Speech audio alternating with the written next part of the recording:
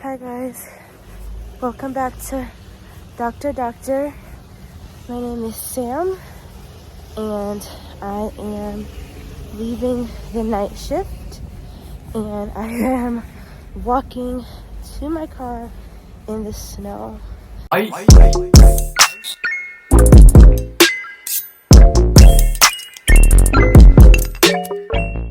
don't know how much snow Pittsburgh got, but essentially the 2 times it snowed since we moved here, every single time it snows, my car gets stuck in the snow.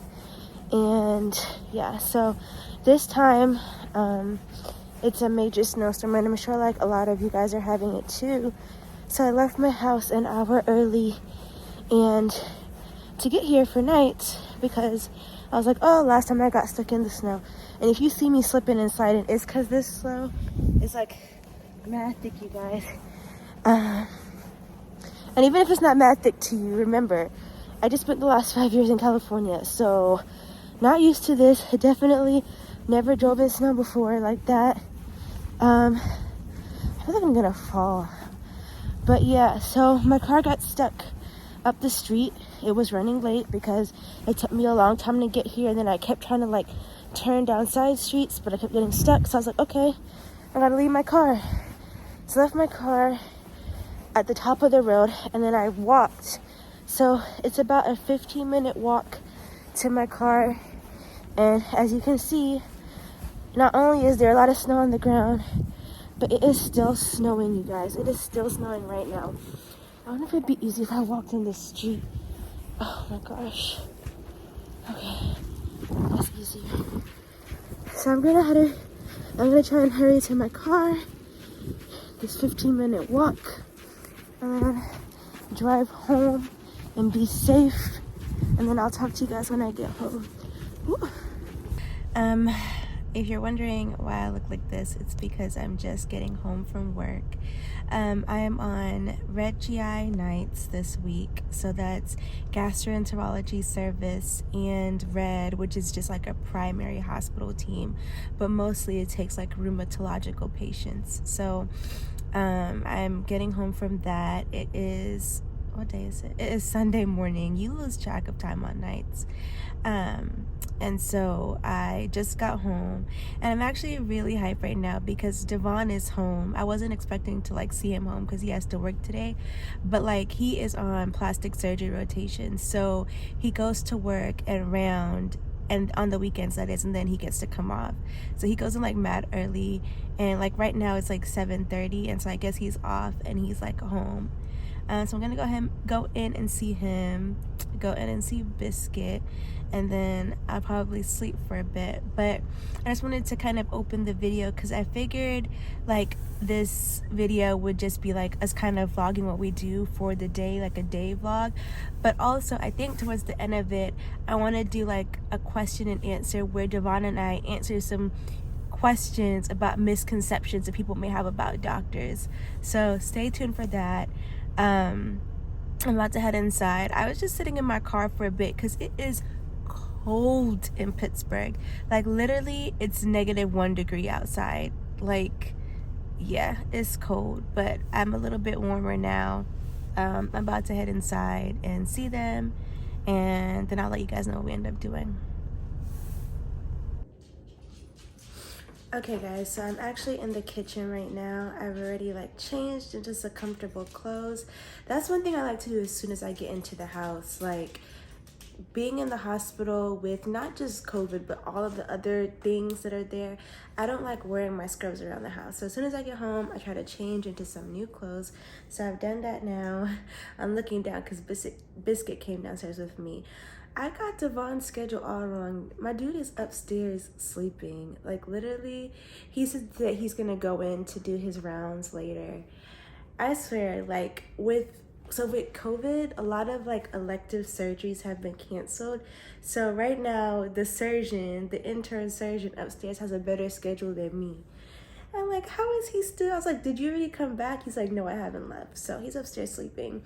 I came downstairs because I am hungry. So I'm going to make some breakfast, and then I'll probably go upstairs and lay back down. But I don't know if he'll be gone by then, but we'll see.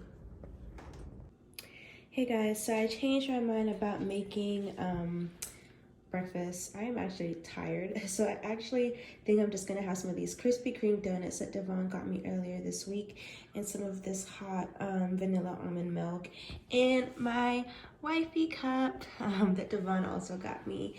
And hello, sir. Say hello to the vlog. Say hello to the vloggy vlog. Biscuit's down here chilling with me. Devon is still upstairs sleeping. Like, what the heck? But yeah, I'm gonna eat some of these. I'm gonna warm them up, and then I'm gonna go to sleep because I'm tired. Let's get into these questions, Doctor fam.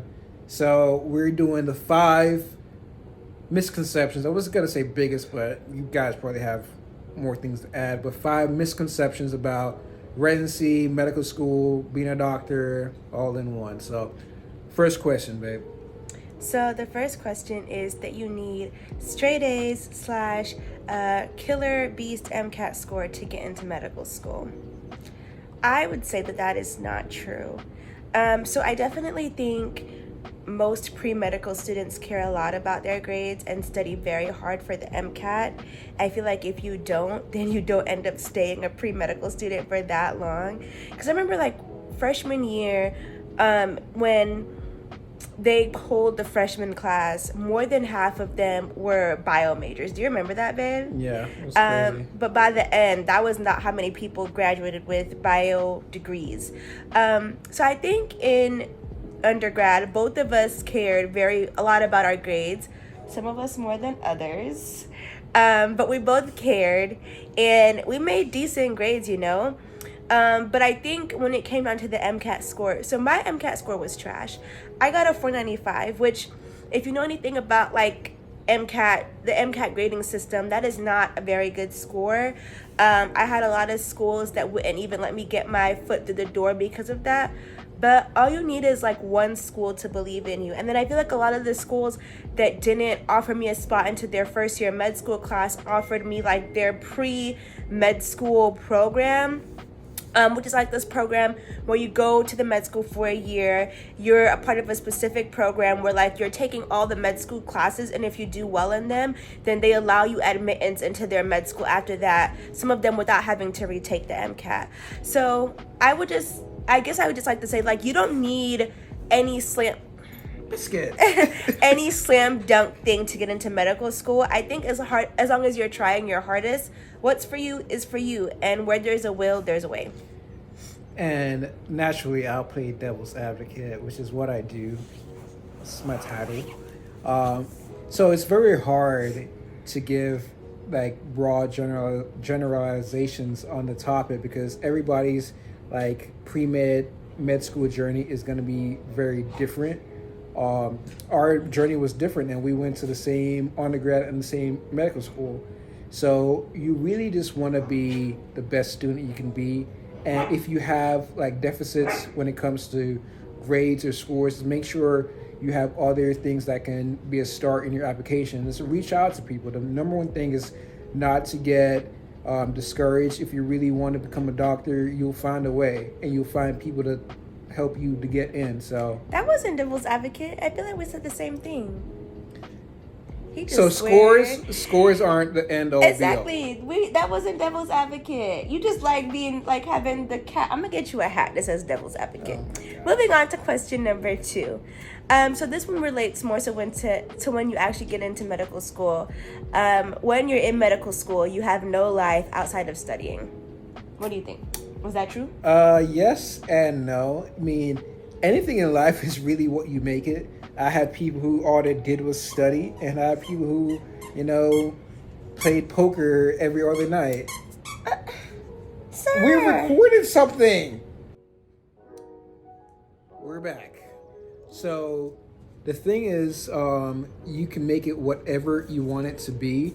You can study till your eyes are blue, and or you cannot. It's just really finding a good balance. That's what you got to do. I agree. A lot of you, if you've been watching our videos or following us for a while, you know that I repeated my first year of medical school. And I feel like a part of the stress during my first year before I repeated was that some of the people around me would make me feel really bad anytime I felt as though I needed to take time for myself.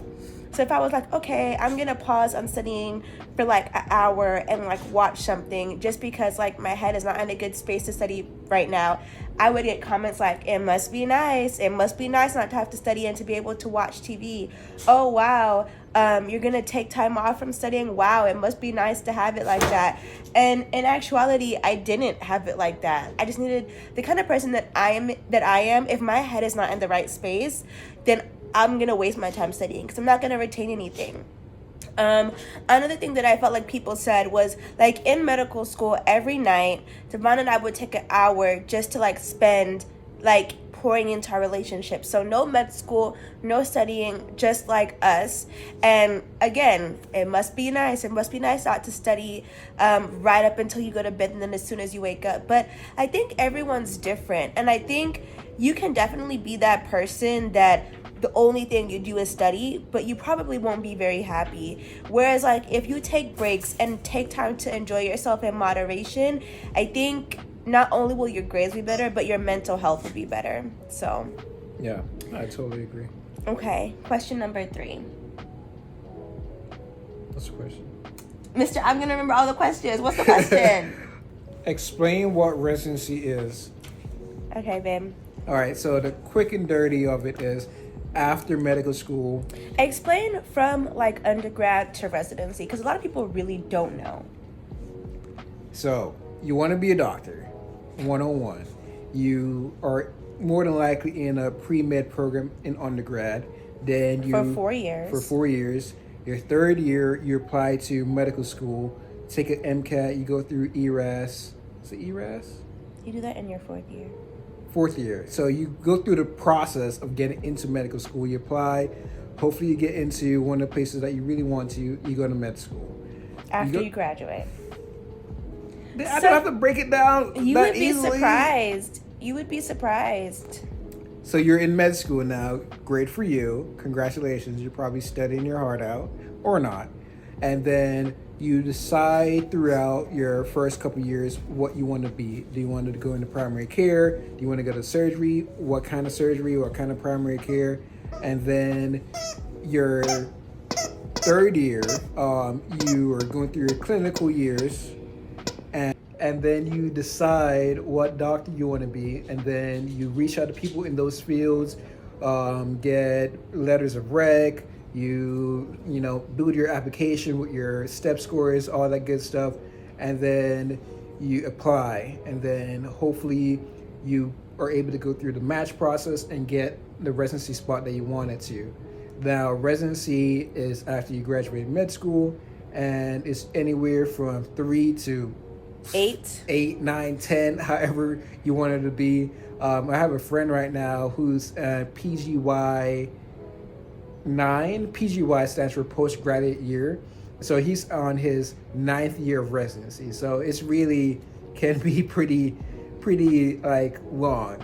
For me, I'm doing orthopedic surgery, which is traditionally 5 years, but my program has a research track where you can do 6 years, which is 1 year research and 5 years of clinical training. And for her, she's doing... It's just 3 years. I'm not doing nothing after. I'm done with this ish. Okay, next question. So this one, I feel like I've heard a lot. From 1, patients who are annoyed, and then from 2, family members, just from a lot of people. And you probably maybe have thought the same thing too. Why do doctor's office visits, at least for me, take so long? And then maybe if you're doing like a surgery follow-up, post-op, or maybe even pre-op, go so fast? So I think for me, a lot of people think that doctors are just in the office cocking up their foot, relaxing, chilling. No, that's not what happens. So let's say on any given day in the morning, it's basically how many patients they schedule you for, to be honest. So when I do clinics sometimes, in the morning, there'll be like, 12, 13, 14, 15 patients scheduled for a day. So as a resident, let's say there's 2 or 3 of us, we see all of those patients. And then we have to go and talk to our supervising doctor about them. Then the supervising doctor has to come in and see them. If you need testing done, if you need lab work done, all of that's happening before we let you go. We come up with a plan with you. And I feel like even if it's you as a doctor for yourself, they pack your schedule. Like, they pack your schedule. And so imagine how your doctor's office visit goes. You want someone to come in and sit down, talk to you, listen to your questions, get the appropriate tests, do all the appropriate things. Now imagine doing that for 15 people.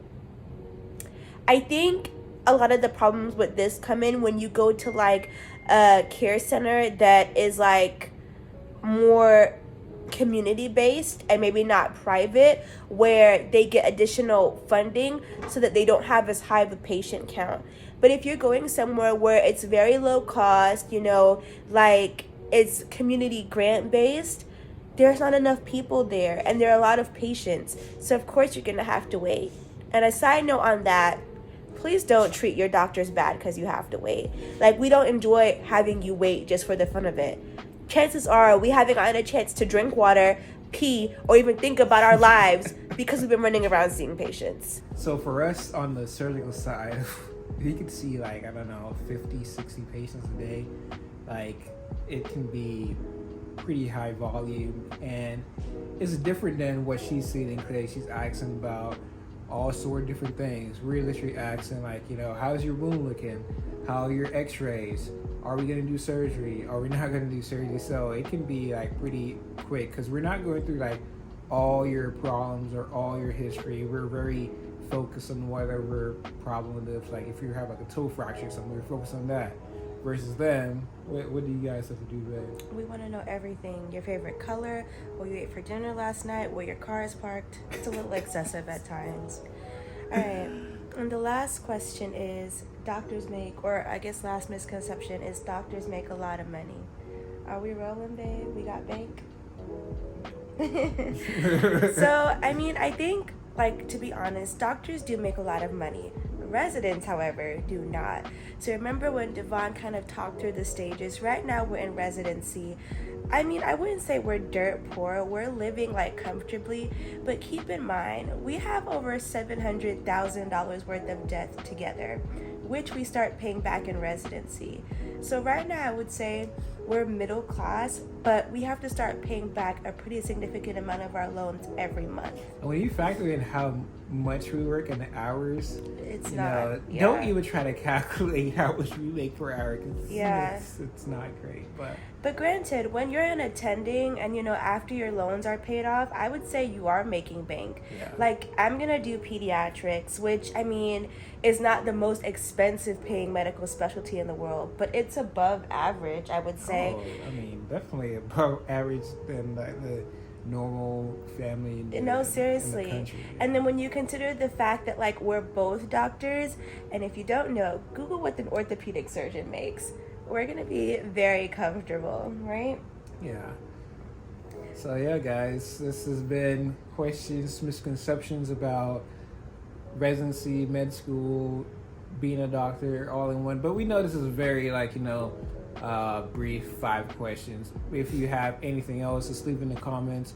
We'll probably do another Q&A where we just answer all you guys' questions again. So leave anything you guys say in the comments. Don't forget to like, comment, and subscribe, and we will see you guys in our next video.